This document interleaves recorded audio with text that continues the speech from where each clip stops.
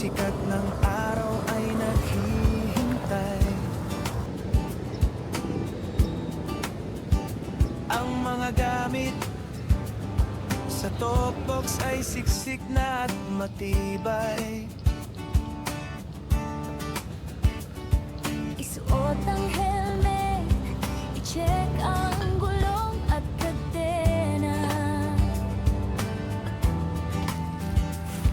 Handa na tayong Hello guys! Back to the vlogging tayo ngayon guys. Sayang naman kung di natin i-vlog ito eh. Ay kakaiba tong campsite na pupuntahan natin. Hindi siya campsite. Yung baka bakit hindi siya campsite? Tignan nyo yung gilid. Yan o. Yung gilid nito is mga building. The specific na building is yung Okada. So nandito tayo ngayon sa Nayong Pilipino Foundation para mag-testing. Ginawa ang mga admin na Camp with the cause. Wait lang, tanggalin ko muna tong mic. Ano to? Yan, tinanggalan natin ang ating helmet. O, balik tayo dun sa kinakwento ko guys na may ginawa ang admin ng Tarakam PH. So, papasalamat ako sa mga admin ng Tarakam PH. Hindi ko na kayo isa-isa pero love ko kayo. Salamat sa pag gawa na itong Camp with the Cause para sa aking mother. Update ko lang din kayo sa sitwasyon ng aking mother. Nandun pa rin sa ospital. Nandun pa rin siya sa Chinese General. Kung masabi kasi na nagiging okay siya dahil sa totoo lang wala naman siyang nasisimulang treatment dahil yung kanyang sakit is medyo risky sa pagbabiopsy pa lang. And then kung sakaling sa biopsy maging okay, nakakuha ng sample, and then risky rin sa chemo. So pinapalakas namin siya para maging makaya niya, kaso nga lang imbis na maging okay lalo siyang pumapayat. So yun lang, baka masyadong maging madrama na itong intro ko. So nandito tayo ngayon dahil dun sa Camp with the Cause na yun, na darating na April 18. Dito siya gaganapin sa Nayong Pilipino Foundation. Nayong Pilipino bike trail talaga to. Hindi siya talaga pinagpipid siya ng tent, hindi siya talaga campsite. So pero pag tinignan mo siya, meron siyang mga spot na pwedeng lagyan ng mga mag-pitchan. So di ko lang alam kung sa susunod ng mga panahon kung mag-iisipan nilang maging campsite. Pwede rin mag-camping dito or maging camping with the city. So nga lang medyo yun, maraming mga sasakyan, maingay. Pero para maiba naman, di ba? Dahil ang mahal ng gas ngayon eh. Camp na dito ang Boy Scout of the Philippines. Sila na parang camping with kids nung nakaraan. So yun lang, magtatayo na kami dito. Ito ay yung napili nga namin na pwesto dito sa maraming puno sa gilid. Mahangin, no? Mahangin. Oh, medyo mahangin dito. Pero tingnan niyo yung harap. Kung makikita niyo yan, i-zoom ko lang. Ayun yung harap namin. Tingnan natin Okada. mamaya kung gaano siya kaliwanag. Siguro Ay, siya. tayo ngayon guys, di ko alam eh, kagabi. Eh kaninang umaga pagising ko, masakit yung dito. Gout pa Bakit more. naman yung gout? Sige, mag-set up kang pilay. So, paharap doon. Oo. So may kasama pala tayo guys dito. Mga admin din. Sila Weekend Backpackers. So, sila Jana at Laura. So, ayun nga, thank you ulit sa inyo. Sila yung nakapaghanap dito ng ating place eh. Sila Jana. Nahanap nila ito na yung Pilipino. So, kasama rin natin sila Red Trip TV, si Mama Jinx at si Papa Red. Samahan nila tayo dito mag-camping.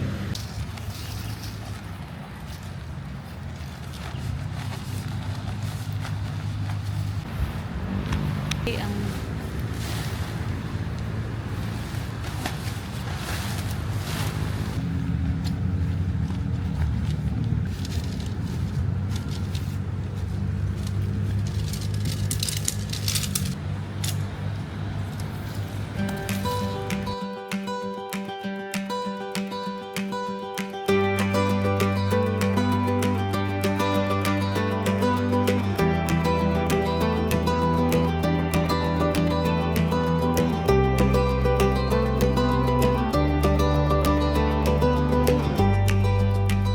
So kahit ika-ika, tayo pa rin natin yung ating moto tent. So guys, ulitin ko lang yung registration pala na itong Camp with the Cause ay sa WeCamp. So thank you nga pala sa Joaquin and Maria, sila Mama Lina at Papa RP. So kung gusto niyo mag-register, di ko lang alam kung ma-upload to before Camp with the Cause or after na. Pero support lagi kay WeCamp. So nasa iOS siya saka sa Play Store. So download niyo na para updated kayo sa weather ng campsite na pupuntahan ninyo. Saka nandun din yung mga direction. Kung gusto niyo pumunta sa campsite, click nyo lang yun. Diretso na siya sa Google Maps. So pupunta na lang sa campsite. Time check tayo guys, mag-alas 12 na. So mag-lunch muna kami. So wala kaming dalang masyadong pagkain. Wala rin kaming dalang butane. So naghanap lang kami ng Mercury na malapit. Dahil nga nasa city naman tayo, madali na siya maghanap. Punta ka lang ng maps, tapos search mo lang yung Mercury near me. So pinakamalapit dito is meron ditong 7-Eleven dun sa harap ng Okada. Meron din Mercury dun sa Oceana. So, kailangan ko kasi pumunta ng Mercury dahil na sumasakit na yung tuhod ko. Bumili ako ng gamot. Yun din, wala rin bilihan dito ng tubig sa mismong Nayon Pilipino kasi wala naman silang tindahan dito. Saka hindi naman talaga sa campsite. So pag pupunta kayo dito, make sure na meron na kayong tubig saka yelo. Kung wala naman kayo, meron naman dyan sa 7-Eleven. Tatawid nga lang kayo dyan sa Okada. Nakarin nyo lang daw yan dyan. Pagtawid nyo ng Okada mismo, dun sa labas daw ng Okada sa gilid, meron naman daw doon 7-Eleven. So kain muna kami. Alas 12, time check. And then hintayin natin sila Red, saka sila Jana, papunta na sila. Yeah, yeah. Camp with joy. Ah, Tara na. Tara guys, sunduin natin sila Redfield TV. Sa entrance na daw sila kasi sarado kanina, nag-CR ako. So daan-daan tayo dito dahil mahirap na. So sunduin natin sila sa gate. Kasi baka yung guard generado muna yung pinto. So nandyan na daw sila Papa Red and Mama Jinx. Salamat sa inyo sa pagsama sa akin sa amin dito. Malapit lang naman, nagmotor ako kasi sakit ng paa ko. Eh tuhod ko pala. Keep. Nandiyan na ata yung kasamaan namin dyan. Bit-bit ang tent. Bit-bit ang saya. kahit saan mapunta, okay na, okay na. Camp with joy. Dapat sila.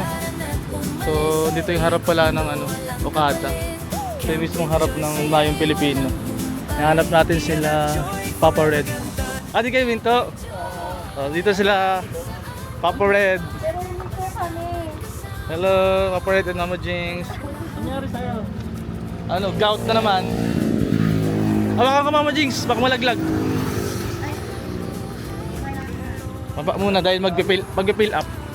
Kalsada man o putik na daan, basta ikaw kasama, kulang ng kulang.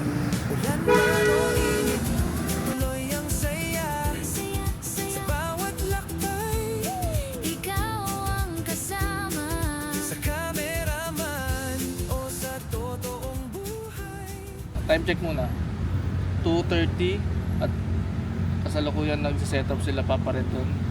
So yun nga, nag-video lang din ako ngayon kasi nag-uusap kami ni Joy regarding dun sa yung darating na Camp with the Cause. So bago pala yung camping with the Cause na yun, nagpapasalamat muna ako dun sa mga tumulong, sa mga nagbigay, saka sa mga nagbigay ng prayers. Hindi ko na kayo maisa-isa guys kasi medyo marami-rami kayong tumulong. Tapos lahat ng mga nagbigay ng tulong nandun siya sa Gcash ng kapatid ko. And sa mga nagbigay din sa BPI, yun, nandun din siya. Hindi pa siya namin nagagalaw kasi may mga pondo naman kami bago yung mga naibigay nyo. Ayun yung mga pinangbabayad namin dun sa nagbabantay sa hospital pagka kasi lahat kami magkakapatid nag-work, so kailangan namin ng kapalitan. So yun, nagagastos namin yun. So yung mga naibigay ninyo, update ko lang guys, is nandun pa rin siya sa mga wallet, mga digital wallet namin. So yung mga binigay nyo na yun guys, huwag kayong mag-alala, lahat yun para kay mother. Kung sakaling umokay na siya or uwi na namin siya, isettle namin yung bill, doon namin kukunin. Update ko lang din kayo sa kalagayan ng mother ko. Hindi siya maganda. Kung nasabihin ko sa 1 out of 10, kung sa 10 yung pinaka worst, mga nasa 9. So bakit ba siya 9? Kasi alam mo yun, kinakain na yung katawan niya ng cancer cell. So nabanggit naman na namin na stage 4 cancer siya. Kaya yun, pipray pa rin naman kami na gumaling si mother. Tapos regarding nga pala dun sa gamutan niya, hindi namin siya mapagamot or masimulan kasi nga yung sa biopsy, kailangan kasi noon malakas ang katawan niya para makapag-biopsy. Hindi siya pwedeng i-biopsy dahil malaki yung risk na hindi niya kayanin. So yun lang guys, kaya yung update ko sa mga tumulong, nandun lang siya sa Gcash wallet namin. Pati yun sa darating na Camp Vidacos, iniipon din namin yun. So nagpapasalamat ako sa mga nagbigay ulit. Hindi ko na kayo maisa-isa ha. Kasi yan, kahit na nasa city tayo, no, maano pa rin dito, mapresko pa rin, no, hangin. Mahangin. Hangin, nasa dahil puno. Pag marami talagang puno sa isang lugar, talagang alam mo yun, maraming oxygen.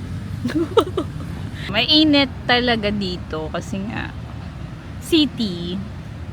Mainit kasi summer nga. Tsaka summer. Pero mapuno naman kasi dito. Mamaya, titignan natin kung Gabi. kasi itong may ano to eh. Ano? May orasan. May orasan siya. Bobik. May orasan siya pero wala siyang temperature check. Ano? Yung temperature check natin is manual. So ngayon ngayon nasa 32. Oo. 32 degrees. So titignan natin. Kaya kanina yung bandang alas 12 mga nasa 36. Kaya natin mamaya. Sabi ng guard mga alas 5 daw. Malamig Malakas daw na. hangin dito. Ang pinakamagandang part ng camping natin, makikita natin yung ilaw ng Okada. Abangan nyo mamaya. Manood kayo hanggang dulo. Tignan na natin mamaya kung ano yung ilaw nyo. Kung gaano kaganda. Ang city lights. City lights. Nasa So, tapat natin. Okada lights pala. Tignan natin kung gaano kaganda. Okada lights. Hindi, tingnan natin kung malamig din sa gabi. Di naman din Feeling ko malamig. tolerable din naman yung Yun, init. yung ingay ng sakyan. Alam mo Parang hindi mo rin pansin eh. Hindi siya yung parang Yung sa ibang, may napentahan tayo be, yung isang campsite dati. Gigil ako dun eh. Kasi yung motor, Ay kasi itong Manila, dun talaga hindi Paranaque pala to. Hindi ko alam, sa Paranaque ba may bawal ba pipe? dun ang ingay, grabe. Dito kasi may Tagaytay pa yun ah. dumaan kaninang big bike. Ay talaga, matik yung maingay. Pero yung mga normal na motor, Ayun ah. Parang wala akong Naririnig nyo ba? narinig. May naririnig ba kayo? ayun. Ayun, motor. Ayun siguro yun, mga ganun. Bihira lang naman yun. Pero yung sasakyan, hindi ganun kaingay, no? Pero yung motor na ganun, bihira siya yung maingay na motor.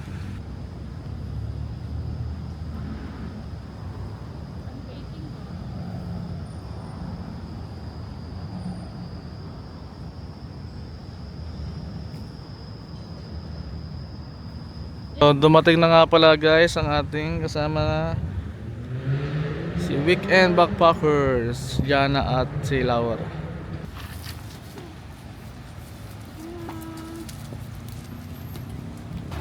Galing pa kayong malayo. Ito yung pinakamalayo yung puntahan nyo? Madya.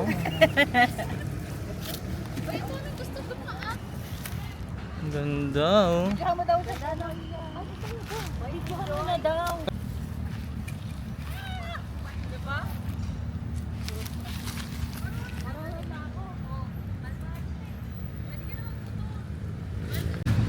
So,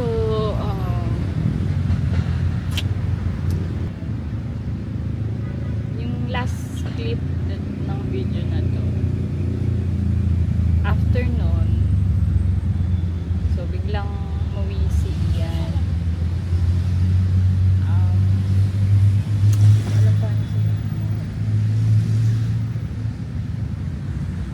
pinag-uusapan lang namin yung mama niya.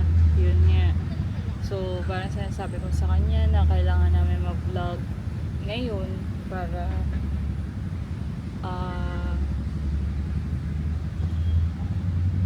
lang. Bago ko muna sabihin, set up muna tayong ilaw kasi walang ilaw.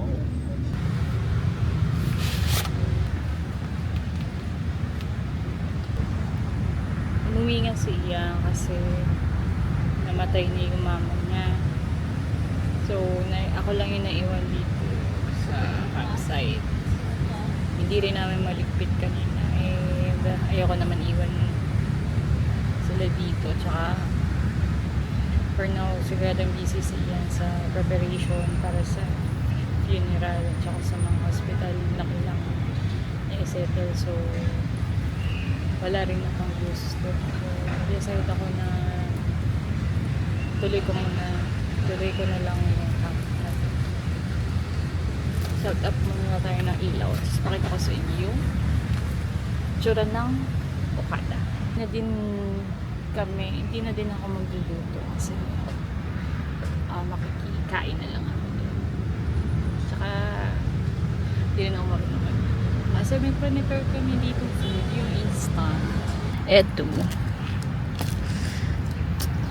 Try sana namin kasi tagal ko na tinitingnan sa Shopee ito try ko kung masarap. Kung nakikita yung mukha ko, pagupit ako mukha ko tanga. Papakita ko sa inyo ang Okada. So, required tayo mag-vlog kasi sayang yung nagawa ni Ian kanina. So, nag-chat sa akin, kailangan ko daw mag-vlog.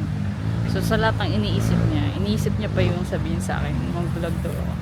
Kita ko na sa iyo ang itsura ng Okada sa gabi. Kasi tapat lang kami ng Okada actually. Nabanggit naman kanina. So, ito na yung magiging actual na camping in the city. Ayun, diba? Ano siya talaga, maliwanag siya. Pero sa camera kasi parang ang liwanag. Pero dito hindi naman siya nakakasilaw.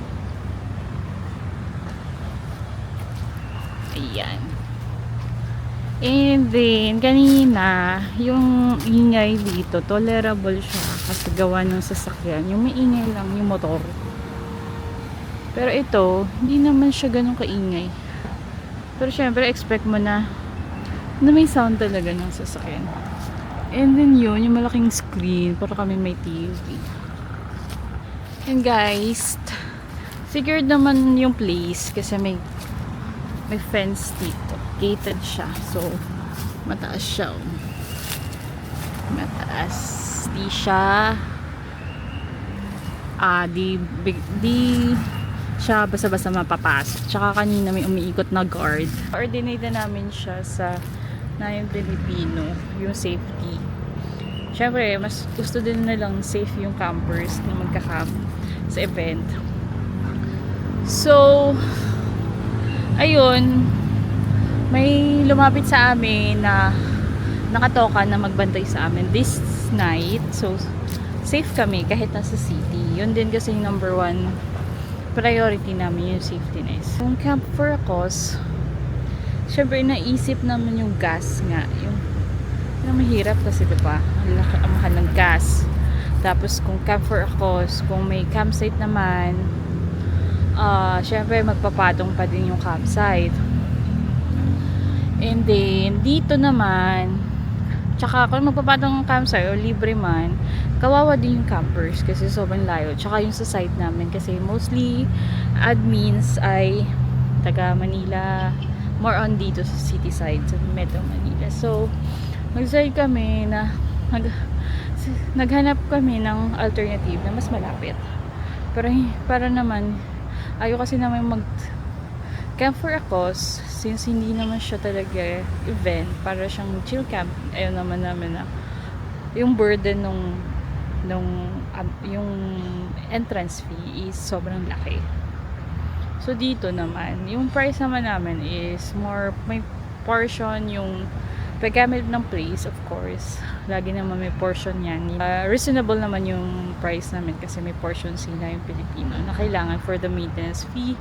And of course, yung security nga on this campsite. So, yun yung pinaka-important kasi security tsaka maintenance fee. So, kahit may maintenance fee kami binayaran dito, in-encourage namin na iuwi yung basura kasi malapit lang naman. Kung taga city ka lang naman, di ba? So, kayo iuwi mo yung basura mo. May washroom naman dito. Kaso nasa loob ng CR, wala talaga siyang designated washroom na maghugas ka ng pinggan. So, meron siyang lavatory. Pakita ko na lang. May lavatory sa... ito po yung setup ng gabi. Ang ganda.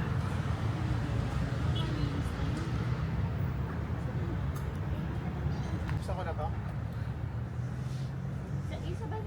Ay, Sabay na natin ikot sa inyo. See? Isa na lang tayo, isa na lang. Ayun. Tingnan na dyan. Ah, okay dyan.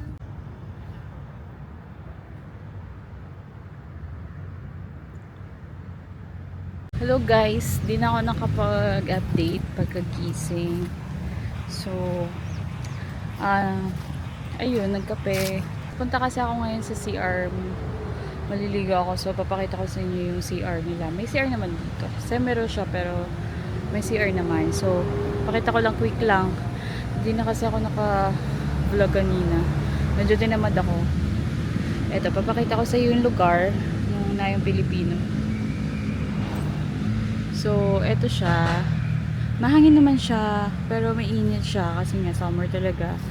At this moment, ano siya eh, tawag dito, summer na talaga. So, given na mainit siya, pero ditong part is madilim. And then, ayun, ikot ko lang kayo. Ito pala yung papasok dyan, may forest dyan yung bike trail. Kasi ang Nayong Pilipino is bike trail talaga siya. Kung yung mga biker ka talaga or gusto mong magdala ng bike dito, perfect to kasi nag-try din ako mag-bike kahapon, ang ganda. Parang nakakatuwa. Ayan, doon sa loob kasi ang ganda doon. Hindi na ako nakapasok. Tingnan natin kung makakaano. After siguro maligo. Try ko mamaya. So dito yung event area. Actually, madami dito nagbabike. Dami dito nagbabike. Kanina madami nagtatanong, may nagka-camping pala dito. Dito yung magiging event area namin. Magsa-set up kami dyan ng malaking table, long table. Ayun, perfect siya. Tapos, wait lang. May naglalaro ng frisbee. Ah, frisbee pala yan. Ang galing. Ayun, frisbee pala siya. Naglalaro ng frisbee. Galing. So, malawak yung area. Medyo mainit lang siya. Pero alam mo naman, yung init na ganito, yung parang tayo din. Pero malamig naman sa gabi. Ito yung entrance niya. Ito. Ayun, dyan kami. Ito lang naman yung entrance and exit. Wala nang iba. Oo. Buhos lang. Ayan. Yan yung entrance. And then, dito yung CR. Meron siyang maliit na area dyan. Tambayan. So, ito na pala guys, ang CR. May lalaki. Lalaki. Tapos babae. Tapos lahat. Pang lahat. Diba? Kung bakla, tomboy ka, or ano ka, part ng LGBT. May tawag doon na yung gender. Ano ba tawag doon? Parang gano'n. So, ito. Pakita ko sa inyo ang amenities niya. So, dito pala sa Nayong, wala silang wash. Kasi hindi naman siya campsite. Wala silang washing area. So, dito, pwede naman dito mag-wash. Pero, syempre, yung mga residue na food. So, iwas lang. Yan, pwede naman. Lavatory. Tapos, ito lang yung timba. So, bidet lang siya. And, may flash naman. Malakas naman yan. May tubig naman. Tapos yung flash. So, yan. Ito naman. Liligo ako. Pwede ka naman mag-give dito. Or kung dito, yung bidet. Ano mo lang. Ganun. Para yung tubig makakaigib ka.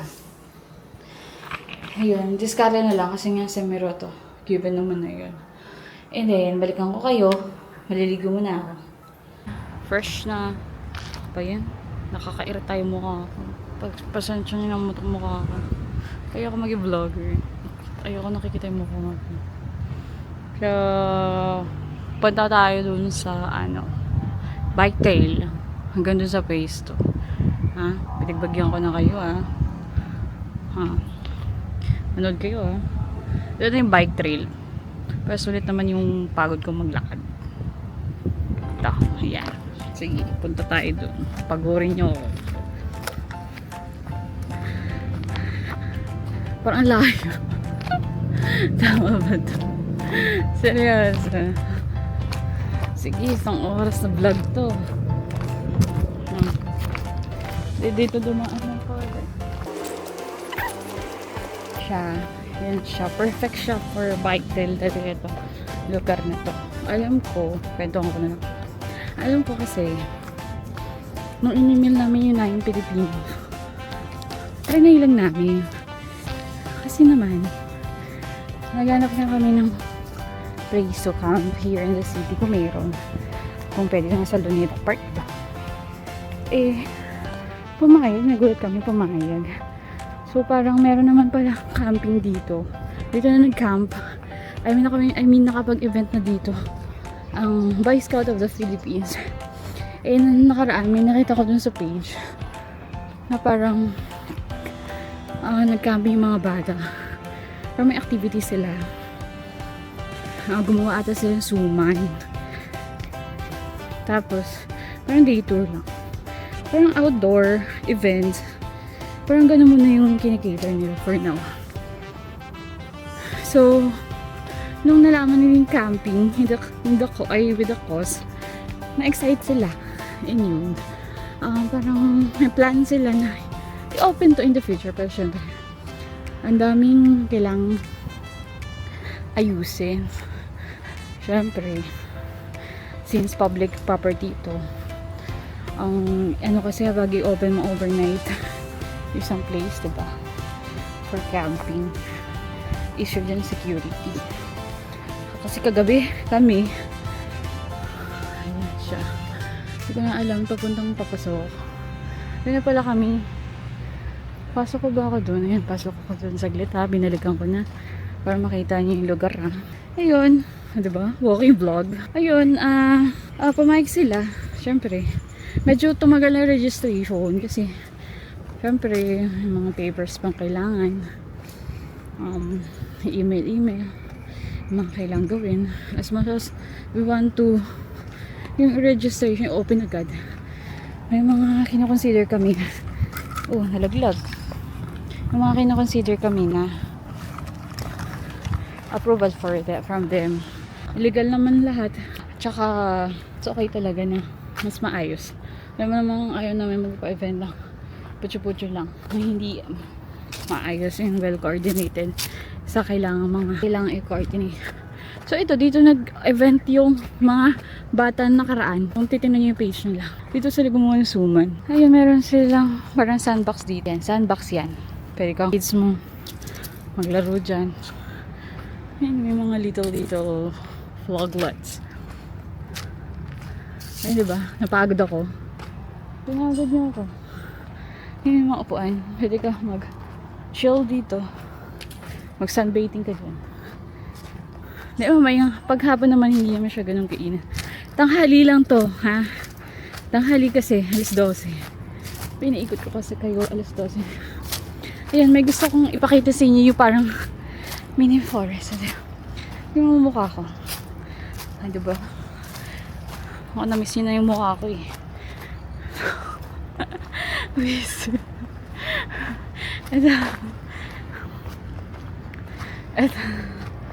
Ayan. Diba parang pag nandito ka, hindi mo kakalain na nasa city ka.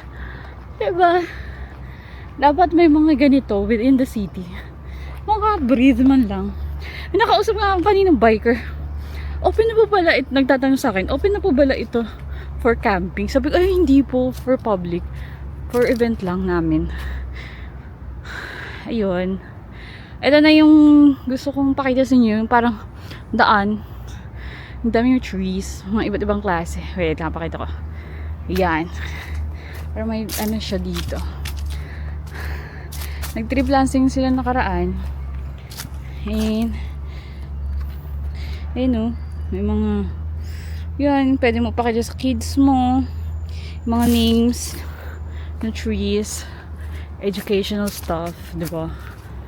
Yan, naka-label yan, isa-isa. Diba? So, tingnan natin to. Ito, pangalan is Banaba. Ah, Banaba pala to. Diba? Nalalaman mo yung phone. Ganda yung makaano dito. Mga kids mo, pabasahin mo yung mga ganyan. Ito, Banaba din. Pero Banaba.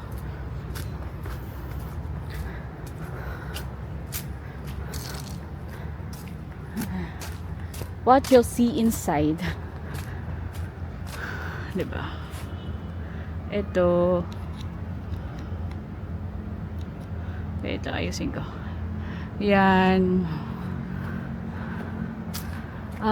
Thick leaf, catmon, molave. Dami pa lang halaman dito. Philippine teak, bagaw morado, mangkono, kamagong, nara, ipil, bolong eta, nato, magtikan, kalantas. So, ang daming kang makikitang bagong halaman dito. But within the city, may ganito. Nakakaano, syempre. Sana alam ko, maintained naman nila. Yun lang din. Syempre, consider mag-gawin public campsite ito, diba? Baka masira or what. Pinag-uusapan pa daw ng management. Kung gagawin na talaga nilang campsite. For the meantime,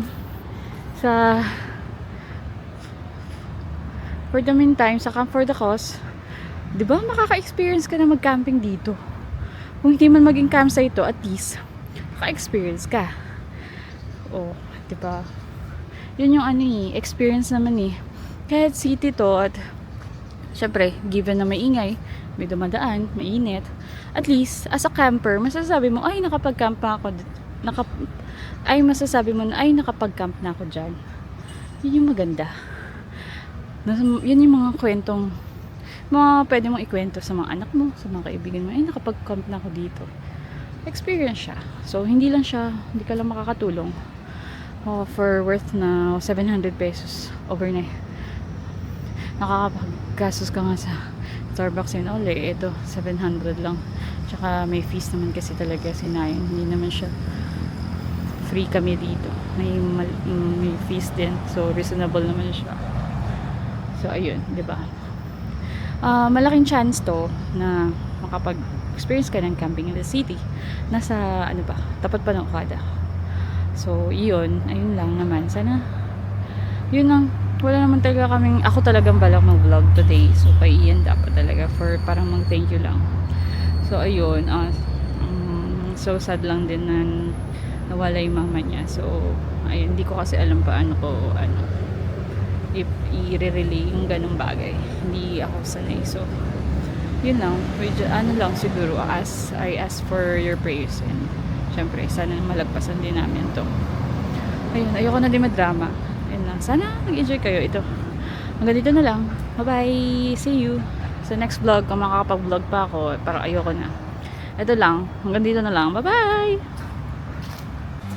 Yakap sa iyong likod, damang-dama ang hangin. Saan man tayo dalhin